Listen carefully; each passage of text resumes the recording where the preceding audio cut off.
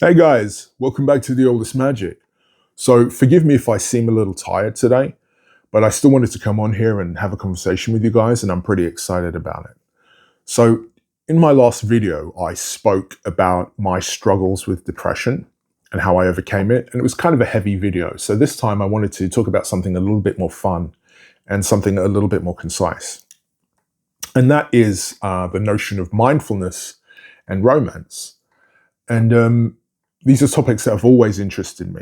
They've kind of interested me my entire life. What is mindfulness and what is romance? Well, so mindfulness is obviously kind of about paying attention to your external world, right? Paying attention to yourself, the things going on in your body, the things going on in your mind, your thoughts, your feelings, etc. So me, for example, like I'm sitting here right now and I'm looking out of this window and it's a really grey, overcast day. It's been kind of like gently raining on and off. And there are some people who would find this kind of weather sort of like really upsetting or really dispiriting. But I've learned to kind of enjoy, inclement weather. I've learned to enjoy the rain.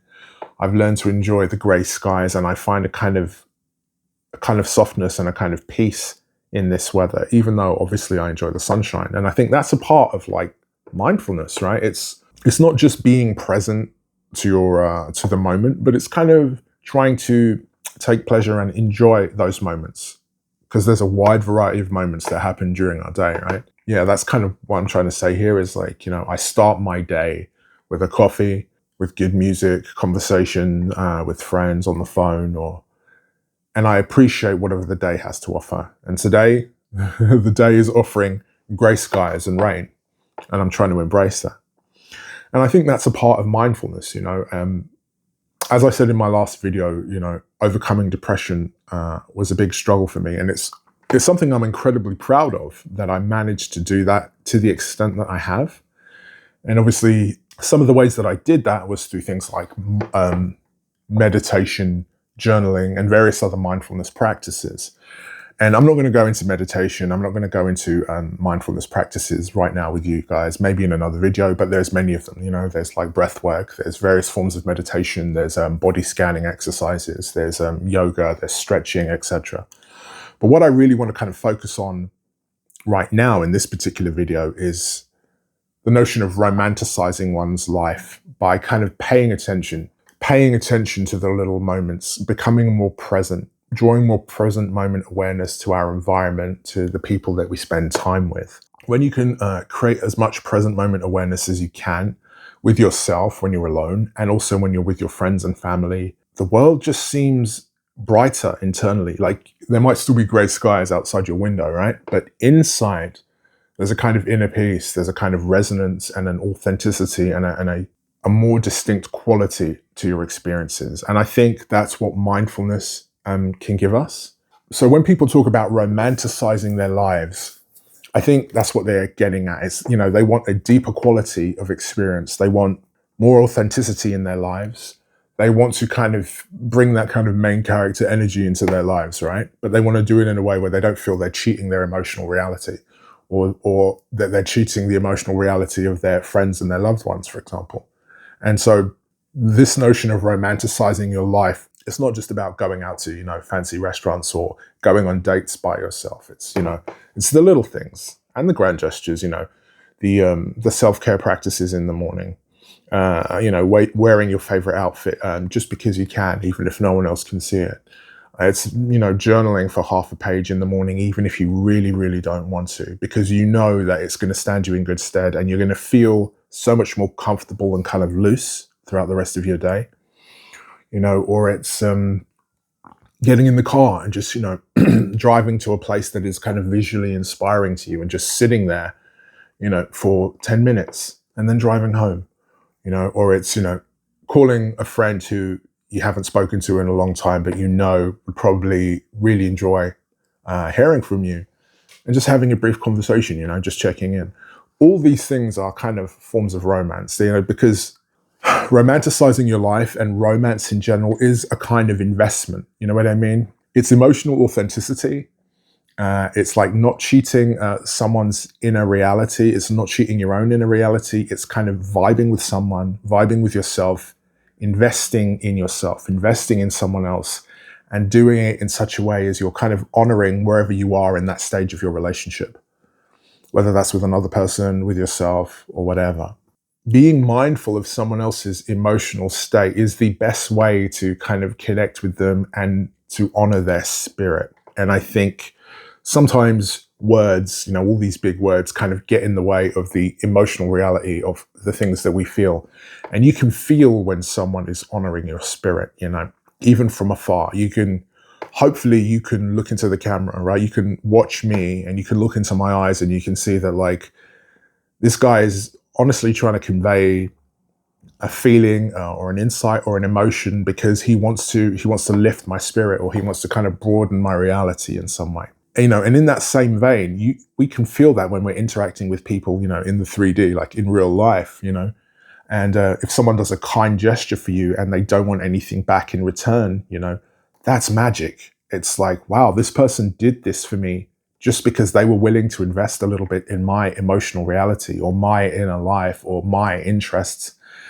And they did it with such a deft and elegant touch, and, they're not coming with like needy, clingy or energy, they're not coming with like, I'm trying to make myself invaluable in your life in a really overbearing, irritating, annoying way. That's not romantic. That's not romance. And that's not really truly investing or building a friendship. You know what I mean? Like, building a friendship is full of like little intimate moments of mutual appreciation, showing each other occasional vulnerabilities. It's about shared experiences, and it's about your spirit and another person's spirit kind of growing closer over time. I think that's true romanticization of all experiences, especially of like friendships and love affairs and things like that. So yeah, I don't think you can have romance in general with anyone or with yourself without authenticity, without enchantment, without investment. And you don't really need me to kind of explain what these things mean. The definitions of these things change, but we all get a sense of what we mean. Like enchantment, wide-eyed wonder, a deftness of touch, an elegance of touch. It's like, for example, if a friend of yours likes this particular writer, you're not going to hit her or him with 10 different books by that same writer and be like, hey, look how much of a friend I am. Look how much I'm investing in your world. That doesn't have any skill to it, right? But you might pick a book by a particular writer that maybe you think that person, your friend, maybe has overlooked or might really help them at this particular time in their life. Or, maybe they're just starting a new job and you're like, oh, that novel or that set of short stories or that book of poems might really vibe with them right now and kind of help them. Or maybe it's a writer that they don't know, but you think like, based on what I know about this person, I think they're really going to connect with this author or this artist. And that's dexterity, that's skill, that's kind of sexy, or for lack of a better term, it's a fun thing to do for someone you care about. It's not requiring a huge amount of investment on their part, but the emotional payoff for them and for their own spiritual uplift, their own sense of quickening is great. It's a big thing. And to know that you've like helped someone in that way and you're not asking anything back, I think that's where the real beauty of like humanity comes in these kinds of interrelationships. Everything I'm saying here is basically about emotional intelligence, right? Like, we need emotional intelligence to understand ourselves and to understand ourselves in interrelationship with other people. If we can't cultivate emotional intelligence, it's very hard to maintain true and authentic friendships or romantic relationships, right? Because ultimately, you're going to start to seem fake. The things that you do and your behavior patterns and your own personal way of seeing things isn't really grounded. It's not really connected to your lived experience or the lived experience of your partner, or your romantic interest. But when you can do that, then you're not skipping steps. You're not faking emotions. You're not faking attraction. It's just a natural expression of two people in a shared kind of universe. And I think that's the key, is like, with someone you cherish, whether that's a lover or a friend or a family member, you have a kind of shared universe. You're one version of yourself with your dad or your mom. You're one version of yourself with your best friend. You're one version of yourself with your favorite work colleague, right? And you have a kind of shared universe with those individual people, and maybe your style of telling jokes might change a little bit, or you'll just bring out a different aspect of your personality because it's fun to do so with that particular person, because that particular person gets it, and you can vibe naturally with them and explore these different aspects of your character. And I think that's part of the fun of romance, is like everybody else sees me as this straight-laced guy or girl.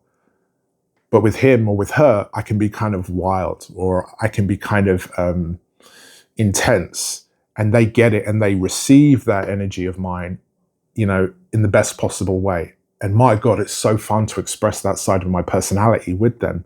Or conversely, everyone thinks I'm so wild and I'm so intense, but with John or with Janet, I can just be kind of, I can be more studious. I can be a little bit more of a nerd. Like, I can show a part of myself that most people don't really get to see, but it's a genuine part of myself.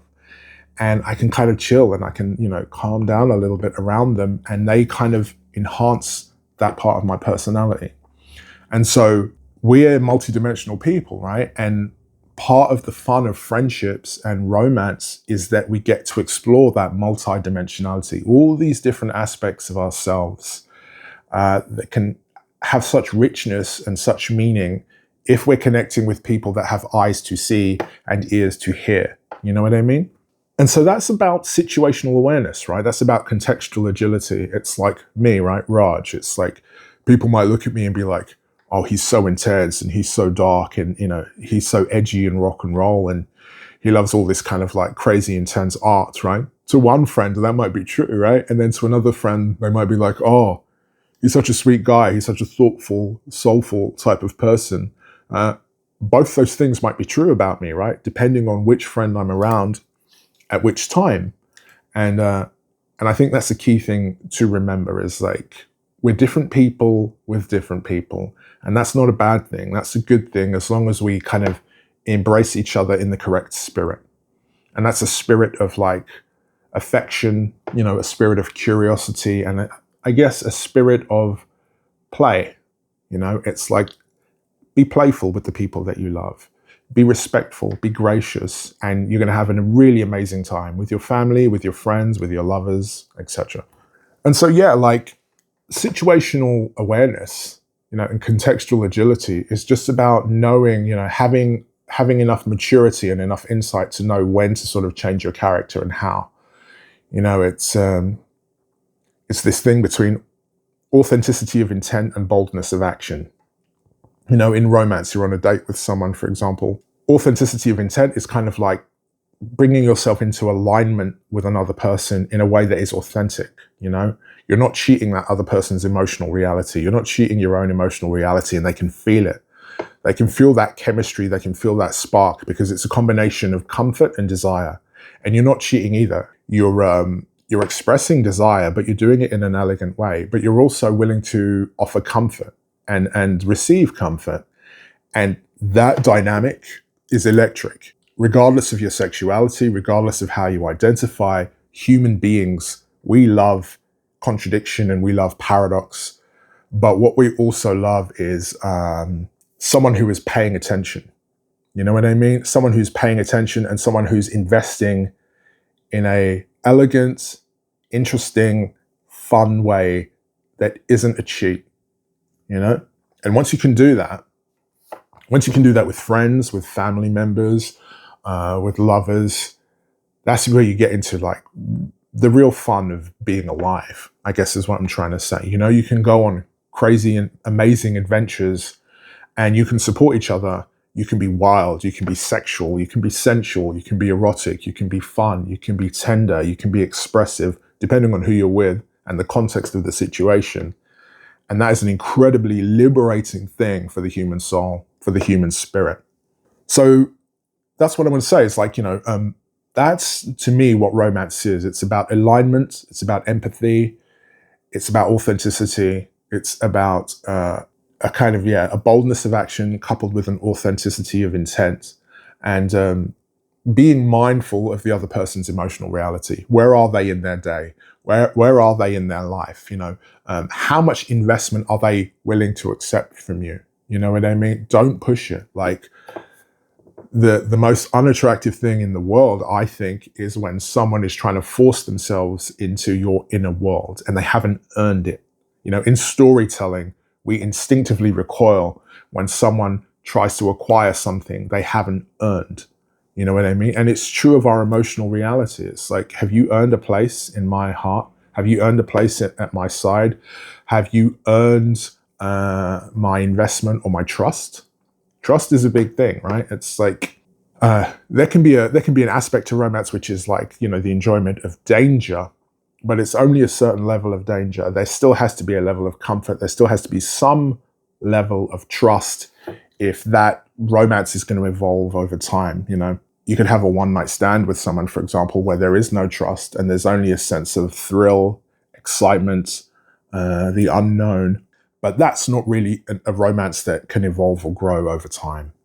So yeah, so I guess what I'm trying to say is that, you know, mindfulness and romance are connected, and romance is it's also about knowing who you are. You know, who's this other person, but who are you? Can you be around someone else and add value to their lives without trying to extract value from them, whilst at the same time remembering who you are, you know, and putting your best foot forward? Can you do that? If you can do that, then I think you're ready to be in relationship with another human being. If you have this kind of needy, clingy energy where you are trying to force reality, or you're trying to cheat your emotional reality or their emotional reality, you're trying to like make attraction happen. You know, you're trying to like smash romance into a situation where there are no natural opportunities for it to grow, then I think you kind of like need to take a step back, right? And sort of work on yourself a little bit, because that is not being very mindful of your own world, their own world, and life in general. This is just a very brief description of mindfulness and romance, and I'll maybe talk about this in a greater context or a deeper conversation at another time. In my own experience, right, when you can offer genuine forms of romance or thoughtfulness, because you take the sort of romantic aspect out of that situation, and you can still have a really soulful, intimate friendship. Soulful, intimate friendships are romantic. They just don't have, you know, the promise of physical affection or kissing or sex in quite the same way as a friendship, right? But the same kind of structure and rules still apply. It's like, you know, friends flirt with each other all the time, but they flirt in a non-sexual way. It's kind of like, you know, playful in-jokes, callbacks to this event or that night out with the girls or with the boys where this thing happened and this thing happened, and then you kind of frame an amusing metaphor, which then you call back continuously. And sometimes those metaphors and those private jokes and those callbacks can last for years because both parties find it so interesting and so amusing. That's a form of romance, you know, that's a form of flirtation. That's a form of like investing in the soul of another human being. And that's, I guess, what I'm trying to get across is like in my life, when people have done that for me, my girlfriend, you know, does that for me all the time. She invests in my emotional reality, and our friendship is kind of built on mutual trust, mutual affection, and like a genuine interest in the other person, and like a delight, you know, like when I get to see her, you know, I'm delighted. And I'm always thinking of ways that I can do the same thing that she does for me. Like, how can I invest in her emotional reality? How can I delight her? How can I offer her an experience that is kind of fun, interesting, sexy, maybe a little bit provocative, but also extremely affectionate and very personalized to her? Because she does those things for me, and it's like the most delightful shit ever, right? It's like so spiritually and emotionally rewarding. How can I do that for her? And so if we can do that for our family members and for our friends, you know, like, I don't know, maybe one of your parents loves baseball, for example. You know, if you could do something personalized for them that, you know, that has to do with baseball, but like something that only, you know, your dad would get or would appreciate in quite that way. If you can do that for them, obviously you're going to touch their soul, because he's going to think, wow, he or she really got me, really understood how much this meant to me, and how this particular gift or this particular experience or this particular conversation would impact me. and would delight me in that way. And they're not going to forget that for a long time. You know, like all the times when someone has been like genuine with me or like intensely romantic with me and has meant it and wasn't trying to just like cynically get something back in return. I remember every single one of those moments, right? And I hope, you know, my exes and, you know, my friends remember the moments that I've been able to offer them, you know, in a similar vein. And yeah, so that's what I wanted to say. So in conclusion, I'll talk a little bit more about romance and mindfulness maybe at another time. But I just wanted to kind of come on here and talk about something a little bit more fun and something a little bit more upbeat, because my last video was so personal and dark and intense. And yeah, so it's like, you know, I'm sitting here and I'm looking at the rain and I'm looking at the gray skies and I'm comforted because I can appreciate what it has to offer. I'm being mindful of my day, I'm being mindful of my experience, and I can see the romance in these gray skies. I can see the romance in the falling rain, you know? And that brings me a great sense of comfort, and it kind of spiritually deepens my experience a little bit. And that's what I want to offer to other people. That's why I'm kind of making these kinds of videos, is because I want to convey these kinds of insights. It's like, I'm not saying anything new, obviously, guys, like, and this is all basic common sense stuff, but maybe if you vibe or you resonate with my particular way of speaking, you know, my particular delivery, it might kind of hit home a little bit more, or you might be like, yeah, no, totally. And it's going to resonate with you and help you in some way. That's what all artists are trying to do ultimately, right? In conclusion, I just want to say that, you know, be mindful of your friends and your lovers and your romantic interests and your family members. Try to do fun and interesting and cool things for them that are kind of like personalized, tailor-made for them, you know. Make your interactions with your friends bespoke. You know what I mean? And your lovers. Make it bespoke. And don't do it to try and get something. Like, just generally give from the heart, and you'll see magic happen in your life. You know, you'll see magic and wonders start to unfold, because the romance is real. You know, the love that you're expressing in whatever form is genuine, and people love to feel loved. You know, they love to feel loved, and they love to feel loved in a way that is kind of gracious, I guess is what I'm trying to say. So yeah, be authentic, be mindful, be romantic, be gracious. And I'll speak to you soon, guys. Well, peace.